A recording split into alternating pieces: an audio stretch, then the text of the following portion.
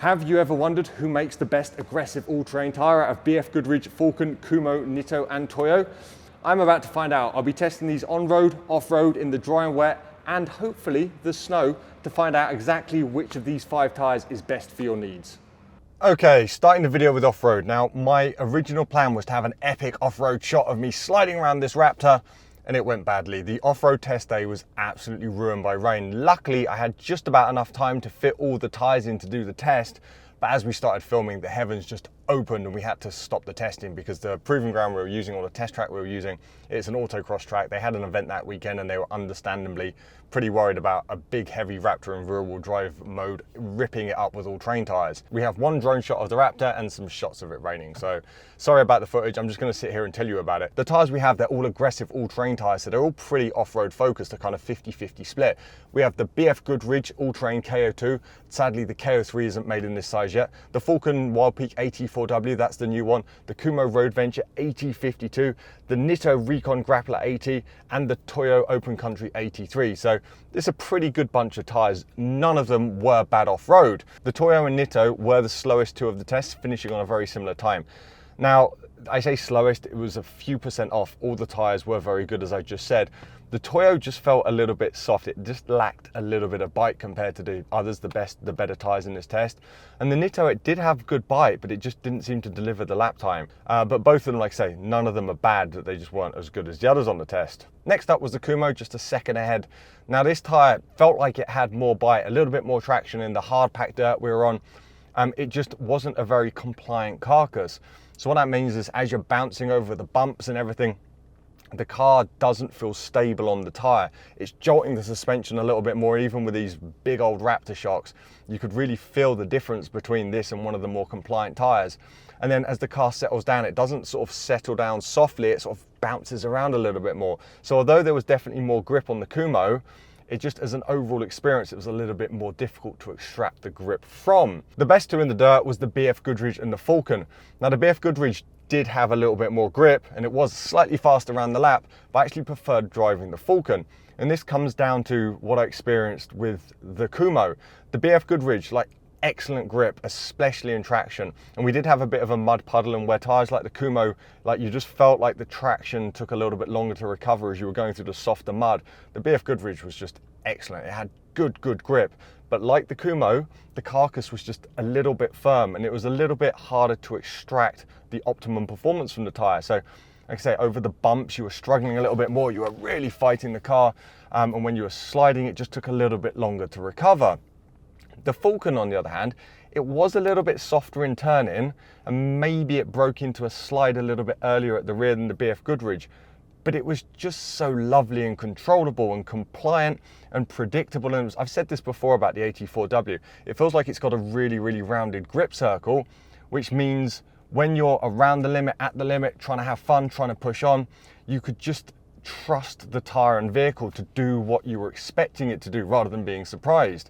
So while it didn't have the overall grip of the BFGoodrich, I did score it slightly higher subjectively. And I think, for me at least, I think subjective off-road is a little bit more important than objective, just because of how you drive your tyres off-road. You don't drive them like you do on-road.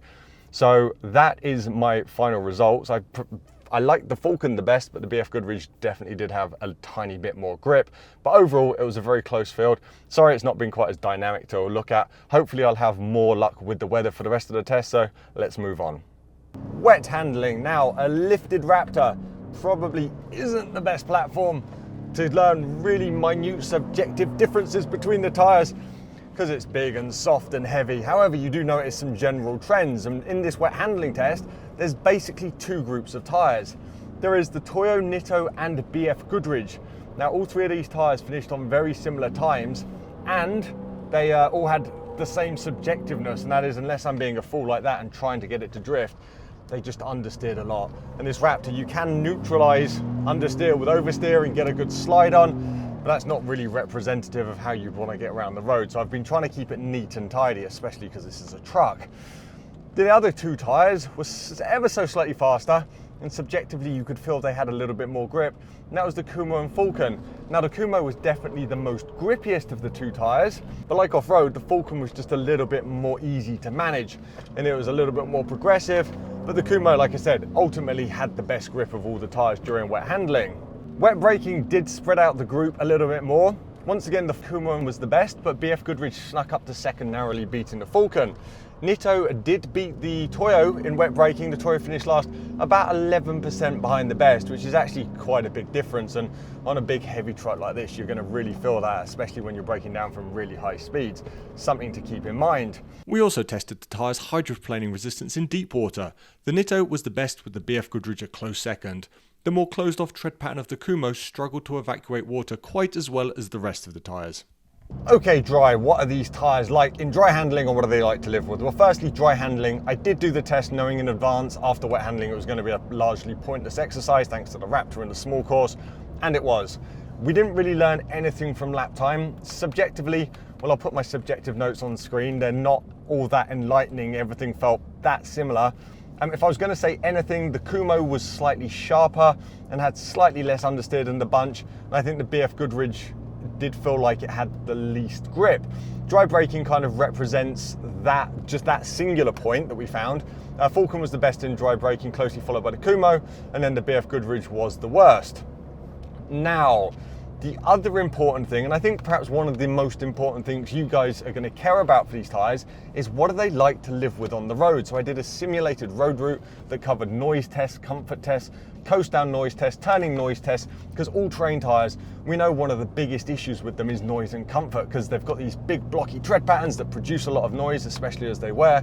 So I really spent a lot of time digging into noise and comfort and how the tyres just how they feel, like the steering response, whether the steering feels nervous, whether you turn a steering wheel an amount and get that amount back, or whether the torque ramps up. It's just kind of like, what are they like subjectively in real life? Because it's an important quality that really applies to these tyres. Now, Toyo and Nitto, once again, finished pretty similarly. Their steering response and reactions weren't that far off each other. They were both pleasant tyres to drive. I think maybe the Nitto was ever so slightly firmer over the bigger impacts, but again, it was very close in terms of steering response, comfort, everything was very tight. But where the Nitto did fall apart compared to every other tyre on the test was noise. My first run at noise is 50 miles an hour in gear, constant speed, and the Nitto was already noisy, and I don't think any other tyre was noisy at that speed.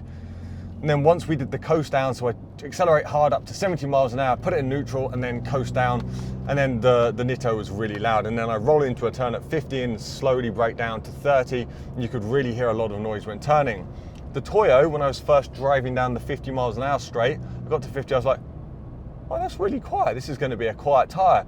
But then once I did the coast down, once I got above 50, so like 55 and up, you could really hear tread pattern noise. And again, it was a little bit noisy when turning. So the Nitto is the one that sort of stands out from the pack in terms of noise, but remember, all these tyres are at new state, so I imagine as these wear, the noise profile is going to change. I can only test them at one state, but maybe leave your reviews on tyreviews.com if you've had experiences contrary to what I'm about to tell you.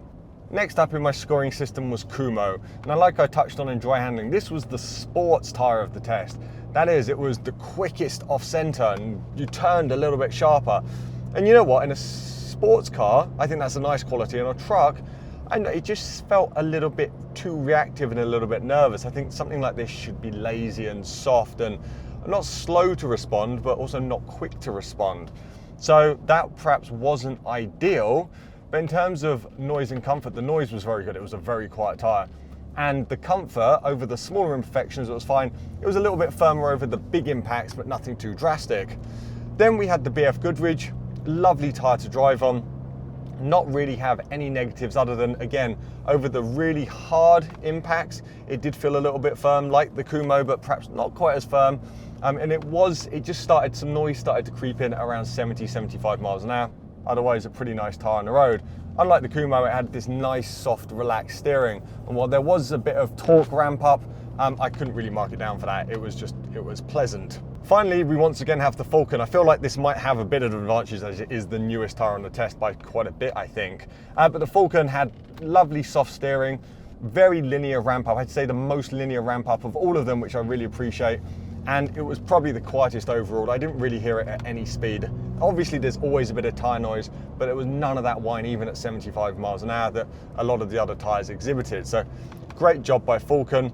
Its comfort levels were really nice as well. Like we found in the off-road course, it just felt like quite a compliant tire. So as an all-round road experience, once again, I think that Falken takes it by the edge, but like I said, it is the newest tire. Now we've gone through all that data, let's go look at snow.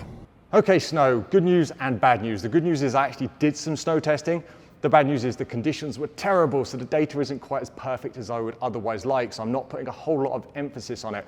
Basically, we booked a week at the start of the year for snow testing. Usually, there's a whole load of snow, feet and feet of snow at the test facility. We got there was 0. Halfway through the week, we got a bit of snow. It froze overnight, it sort of melted in the day, froze overnight, and then the next day was the one day I had to test, and it was so icy and disgusting. It was very difficult testing, as you're probably seeing on screen now. The short of it is, if you want the best snow tire for those conditions, it's the BFGoodrich or the Toyo. The BFGoodrich was best in braking, whereas the Toyo was just slightly ahead in snow handling, but the Kumho wasn't that far off, and then the Falken Wildpeak was a little bit behind those again. Like I say, we didn't test the Nitto. The Nitto isn't severe snow rated. It doesn't have the 3-peak marking. So of these 5 tires, I do expect it to be the worst by design, but I am a little bit sad I didn't get to test it. I'm sorry to Nitto. I was a little bit surprised by the Falken being last in snow because I thought it was a little bit closer to the others. I did speak to Falken about it, and they said with the AT4W and LT sizes, it should be matching the AT3W snow performance. But they did sacrifice a little bit of snow performance in the LT sizes against the P-metric sizes to get all the other benefits was found from this tire. So that's the balance they've chosen. The P-metric size will have stronger snow performance, but like I said, it is 3-peak severe snow rated. So it is still a better tire in the snow than one in theory that isn't. Price is something people always ask me to comment on, and I often don't because without a wear test, price is an irrelevant figure because it might be the cheapest tire to buy, but what if it only lasts 10% of the rest of the tires? Then it's not good value. These are American tires, so they have tread life warranty, so we can actually work out a purchase price against number of miles on the warranty to work out a cost per warranted mile. The Kumho and the Nitto were the cheapest to buy, but because the Falken is the only tire with a 60,000 mile tread life warranty and it's not the most expensive to buy, it actually turns out to be the best value, so another tick for the Falken. Other things I've noted during this test but I don't score on, the Kumho had pretty bad stone ejection. We noticed this after off-road. All the other tires pinged out most of their stones apart from in some of the sipes, whereas the Kumho held onto them a little bit longer. And in terms of tread depth, the Falken starts with the highest tread depth, and it is significantly higher than other tires, especially the Kumho and the BFGoodrich. So that's another tick for the Falken and explains the longer tread life warranty. Okay, so what tire is best overall? Well, as I've said 1,000 times before, an all-terrain tire especially can be so many different things to so many different people. It's very difficult to tell you what tire is best for you. I've score weighted this test overall on quite an even score between dry, wet, off-road, snow, value, comfort, those kind of things, but maybe you want the tire that's just the best in the snow overall, or maybe you want a tire that doesn't matter about the snow, you just want the best on-road comfort. So what I'm going to do is I'm going to give you my results with my equal score weighting, but encourage you heavily to use the link in the description to go to the Tire Reviews website to put in your own numbers for the score weighting and then find the best tire for what you want from it. And if you do that, please let me know in the comments because I find it really interesting what people actually want from the tire, and it might affect my overall score weighting in the future. But for me, overall, the Toyo was in last place. I think it's one of the older tires in the test now, and it just lacked a little bit of grip and finesse in most of the conditions, although it was very good in snow.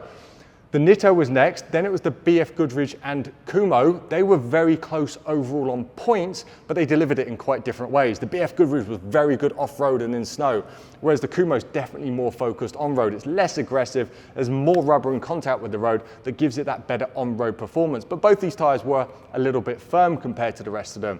And then finally, for my score weighting, the Falken, the brand new Falken AT4W finished best overall. And it was just a really well-rounded product. It didn't really fall back in any major area, and it might not have excelled quite ahead of the pack in any one area, but over the course of the test, it was just there or thereabouts, and subjectively it's a very, very nice tyre to drive. Falken say they've spent a lot of time working on this new tyre to make it more comfortable, more drivable, better at towing, better wear, better chip and cut wear, better off-road, just a better package. So they've done an incredible job with this tyre. That's not to take anything away from these tyres. These are all good tyres. But for my score weighting in this test on this vehicle in this size, the Falken is definitely best overall. Like I said, if you go and play around with score weighting, let me know what you find. Any questions, please do ask below. If you've got any comments, queries, criticisms, feedback, I'm always open to it, so let me know. And as always, safe motoring.